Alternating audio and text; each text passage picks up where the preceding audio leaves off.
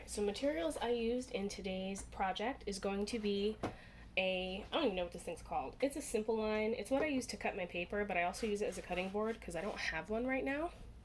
I use an X-Acto knife for small exact cuts and scissors. Oh. And I also got contact paper or adhesive shelf paper depending on where you buy it. I got mine at Walmart for like $2 or $3. It was awesome. So, I also had leftover boxes from like jewelry that I've gotten, or I'm a rat, so I hoard everything. So I had boxes left over, and I decided to use them to make these cute little stands. So what I started out with is my contact paper. I keep it upside down so I can measure everything and use the lines to help me figure out exactly what I'm doing. So it's not exact. I don't use a pencil. I try not to waste a ton of paper. So I try to line it up as well as I can to the edges. So I'm going to go to here. I'll use a pencil to mark it. You know, you can use something if it'll help you because I'm going over the instructions and there are no lines. But I use that. This is tall enough, so that's fine. And then here, it's kind of hard to see. I pull it up just to kind of measure it, and then I'll draw a line. It's about here. I usually cut over the line just so I have extra space if needed. Let's see, and then I awkwardly try to pull this up as much as I can, or another way to do it is you can hold it in place and just tip it over to figure out where you're supposed to be. Whatever you want to do, and I'll mark this line as where I need to cut. It's a little confusing, but that's all the stuff I'm going to cut. So we just gonna cut this and hope it's the right size. I usually just cut out the whole square, and then I'll show you guys how I get rid of excess in a little bit. Bam. Save the roll. Okay, so now I have my cutout of my contact paper. I'm going to put this back on it to make sure it's not terrible. I may have to mark where I need to actually put the box before I put this down. And this is perfect. There's no point in marking this, honestly, because I'm about to tear this off. So ignore me. I'm telling you, I can't.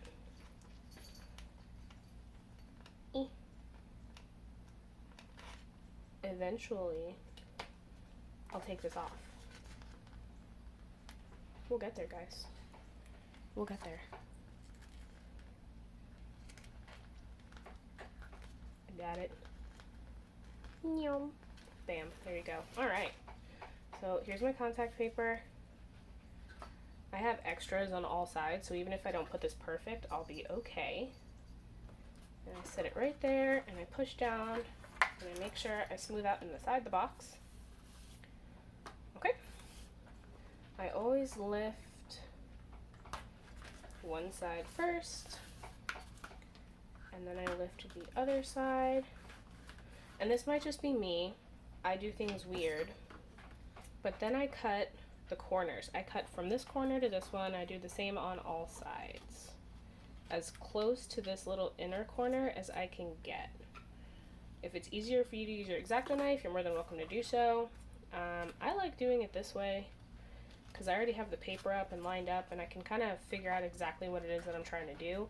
When I have it laid down, I tend to forget what I was doing. I'm forgetful. So now that I have my sides cut, the two that I have sticking up are the ones I'm kind of going to fold like a present. So I'm just going to stick this end here because I want clean edges. So I'm going to stick my ends as well as I can so I don't have any lines or wrinkles.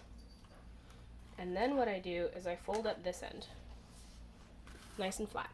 Alright? I know it looks funky. I fold up this one as well, nice and flat. And then what I like to do to make sure I have clean edges is I take my gorgeous X-Acto knife, I flip this bad boy over, and I just cut the side right here. So it's a nice clean edge. And I shouldn't be doing it on my desk. I should be doing it on my cutting board. Don't judge me. So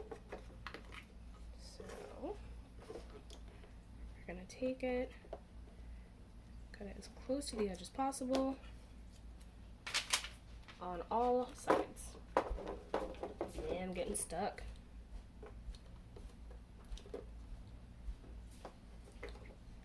Bam.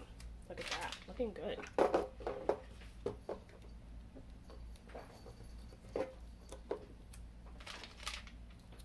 So now we have this beautiful square, clean edges, and I can always flip it to choose what side I want to take photos on. Now I choose to take my scissors and cut the corners on the inside after the whole thing is done.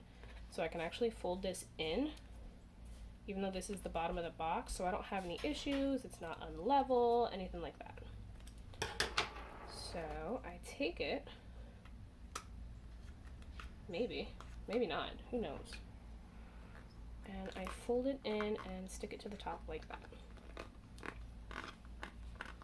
And this is a pattern, like if you get a box that has really pretty like wrapping on it, sometimes when you look on the inside you can see that it's a regular old corrugated box and they have like paper on the outside to make it look pretty. This is the same process.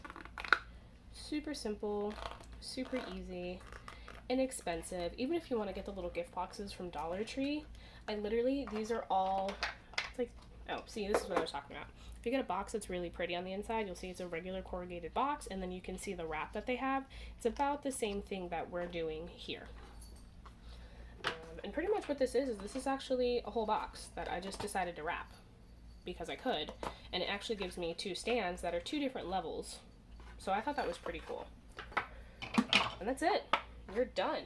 Now you have gorgeous, beautiful ways that you can, display your jewelry or take photos when you're in a pinch because you don't want to go and buy a bunch of stuff. Look, I run a small business. Ain't nobody got money to be out here just buying things.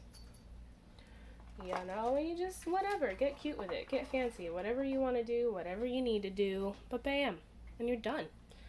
Hope you guys liked today's video. If you have any questions, leave them down in the comments below, and I will see you guys next time.